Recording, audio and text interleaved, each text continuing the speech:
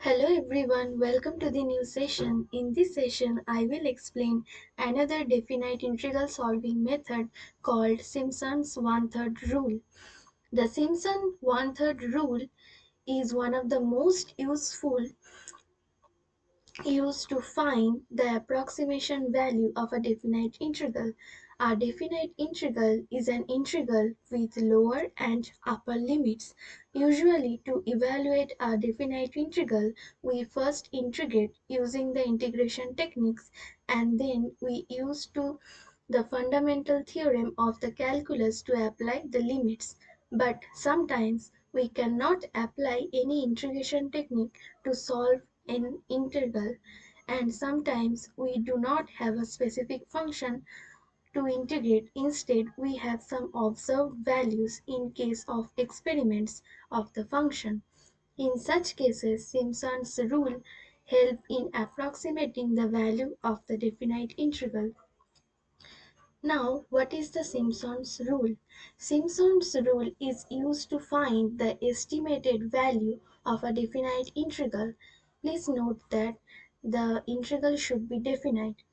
That is the form of integration a to b f of x dx by approximating the area under the graph of the function f of x.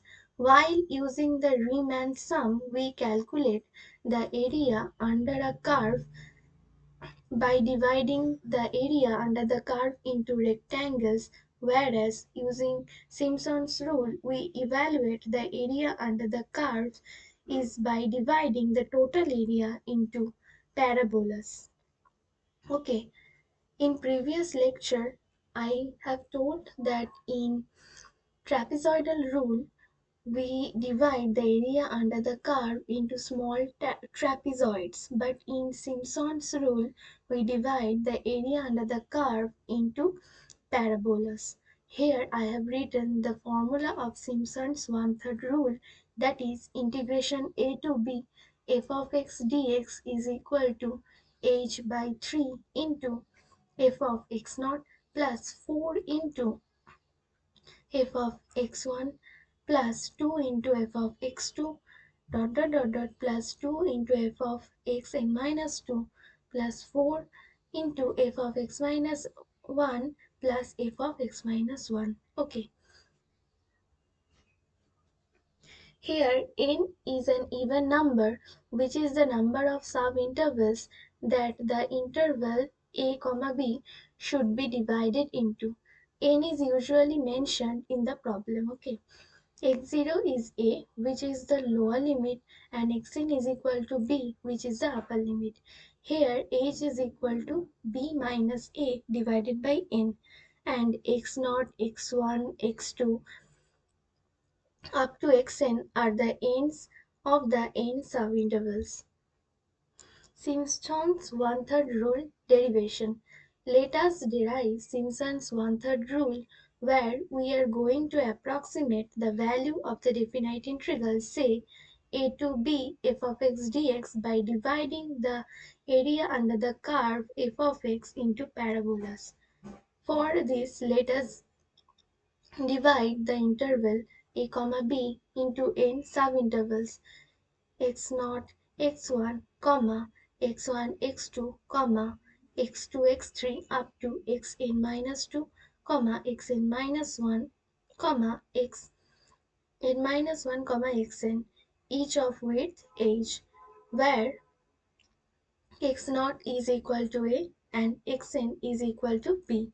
Now let us approximate the area under the curve by considering every three successive points to lie on a parabola.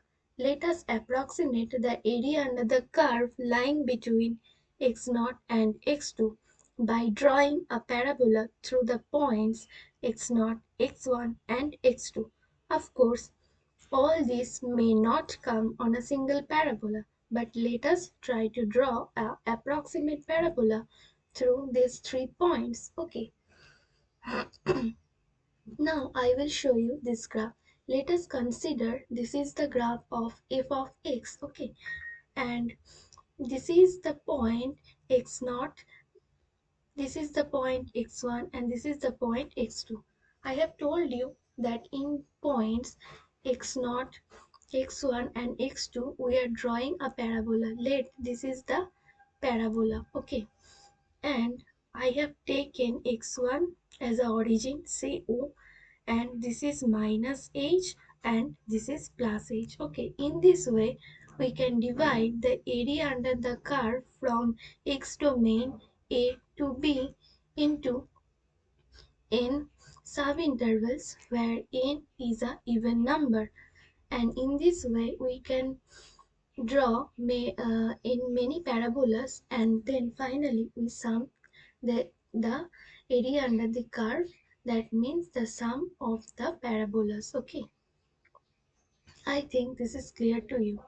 Then let us assume that the equation of parabola b, we know the equation of parabola is y equal to ax squared plus bx plus c, where a, b, c are the constants.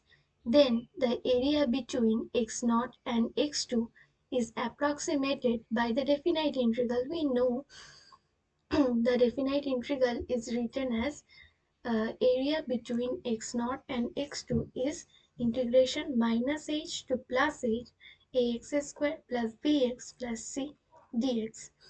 This is the value of the integration which is written here, that ax cubed by 3 bx squared by 2 plus cx, and here we put the upper limit and lower limit, and finally we get the value of the integration is h divided by 3 into a 2a h squared plus 6c. Say this is the equation number 1. Okay, then let us have another observation from the above figure is, we consider that x1 point as origin and x0, the value of x0 is minus h and the value of x2 is plus h. So here I have put the values in the function. Okay, I have taken the function f of x is equal to ax squared plus bx plus c, and here I have put in the value of the value of the points x0, x1 and x2, and from there we get the area between x0 and x2 is h divided by 3 into f of x0, that is the value of the function at a point x0, plus 4 into f of x1, that means the value of the function at a point x1, and plus f of x2, that means the value of the function at a point x2. Similarly, we can see that area between x2 and x4 is also h divided by 3 into f of x2 plus 4 star f of x3 plus f of x4, and calculating the other areas in the similar way we get the value of the integration from a to b f of x dx is equal to h divided by 3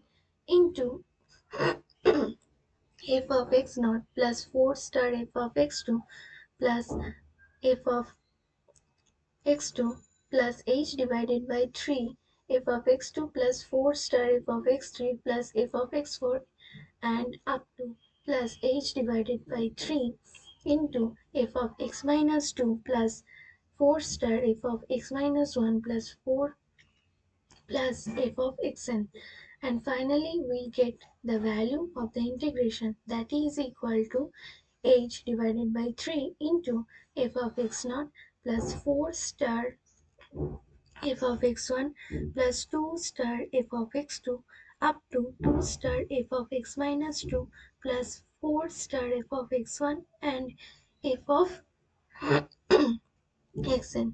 The term, the like terms are combined here, hence we have derived the Simpson formula. Okay. Here I have written some important notes on Simpson's rule is, while applying Simpson's rule, we divided the interval into an even numbers or subintervals always, whereas n must be even always. Okay. into subinterval must be of equal width, say h, where h is equal to b minus a divided by n. In 3, in approximations, functions y is equals to f of x be by a parabola, whereas by a second order polynomial. Okay. 4. By Simpson's one-third rule, the formula is integration a to b f of x dx is equal to h by 3 into f of x naught plus 2 star f of x2 plus 4 star f of x1 up to 4 star f of xn plus f of xn. Okay, here I have written some numerical problem based on Simpson's one-third rule. First question is, using Simpson's one-third rule, compute the integration 0 to pi of the function given f of x is equal to sin x and print the result. Here I have written three questions based on Simpson's one-third rule. The first question and second questions are almost same, but in third question, here given the error function. Okay, and this question is different from 1 and 2. So in this next video, I will show you the error function and how to implement it in its code. Now I am showing its Python code. Okay.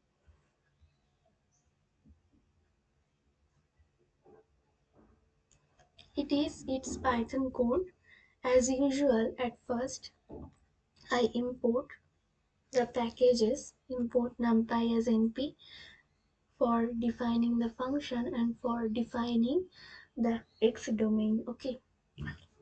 Second, from scipy.integrate import quad, I imported this package because for verify the Simpson's rule result that is correct or not. Okay, and from then import matplotlib.pyplot as plt for plotting this function.